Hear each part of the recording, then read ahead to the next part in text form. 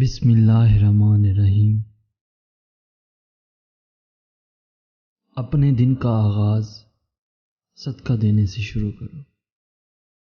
اس دن تمہاری کوئی دعا رد نہیں کی جائے گی اور اچھی بات بتانا بھی صدقہ ہے۔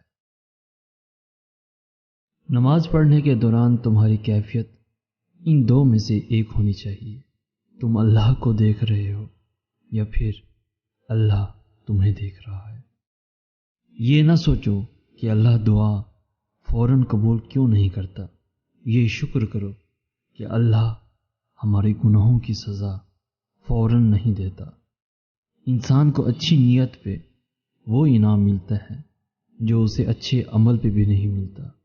پریشانی خاموش ہونے سے کم، صبر کرنے سے ختم اور شکر کرنے سے خوشی میں بدل جاتی ہے۔ اگر لوگ نماز فجر کا ثواب اور فضیلت کو جان لیں تو رات کو اس خوف سے سونا چھوڑ دیں گے کہ کہیں نیند کی وجہ سے نماز نہ چھوٹ جائے۔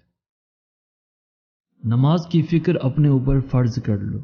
خدا کی قسم دنیا کی فکر سے آزاد ہو جاؤ گے اور کامیابی تمہارے قدم چومے گی۔ دولت ملنے پر لوگ بدلتے نہیں بلکہ بے نقاب ہوتے ہیں۔ کبھی بھی اپنی جسمانی طاقت اور دولت پر بھروسہ نہ کرنا، کیونکہ بیماری اور غربت آنے میں دیر نہیں لگتی۔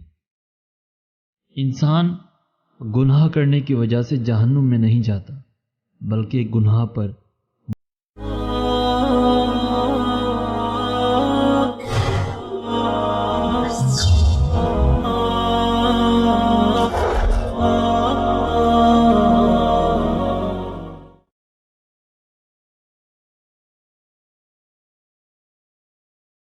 بسم اللہ الرحمن الرحیم۔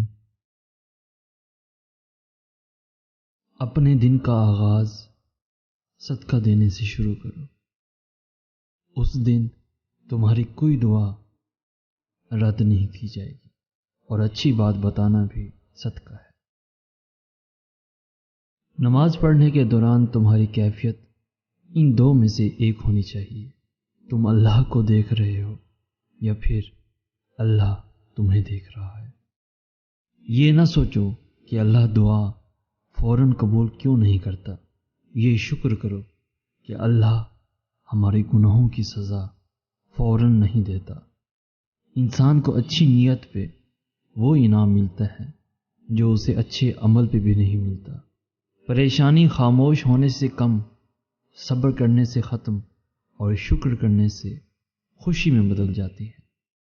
اگر لوگ نماز فجر کا ثواب اور فضیلت کو جان لیں تو رات کو اس خوف سے سونا چھوڑ دیں گے کہ کہیں نیند کی وجہ سے نماز نہ چھوٹ جائے۔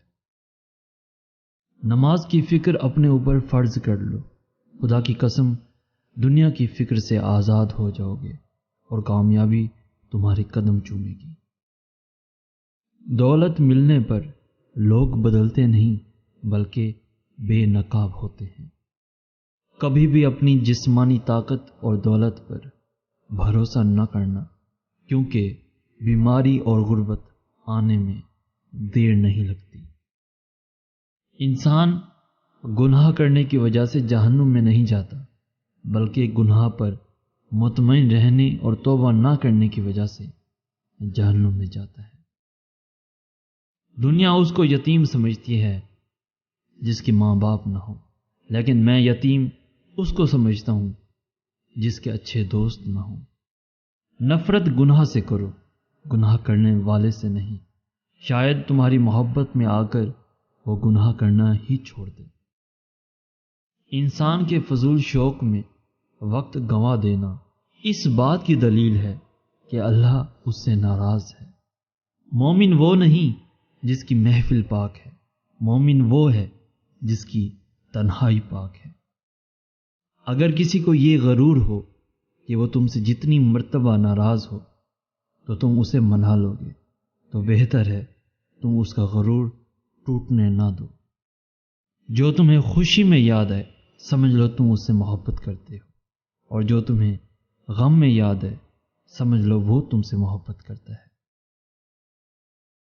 مشکلات ہمیشہ بہترین لوگوں کے حصے میں آتے ہیں، کیونکہ وہ اس کو بہترین طریقے سے انجام دینے کی صلاحیت رکھتے ہیں۔ ہرگز ایسے شخص کی دوستی اختیار نہ کرو جو تمہاری برائیوں کو یاد رکھے اور خوبیوں کو بھول جائے۔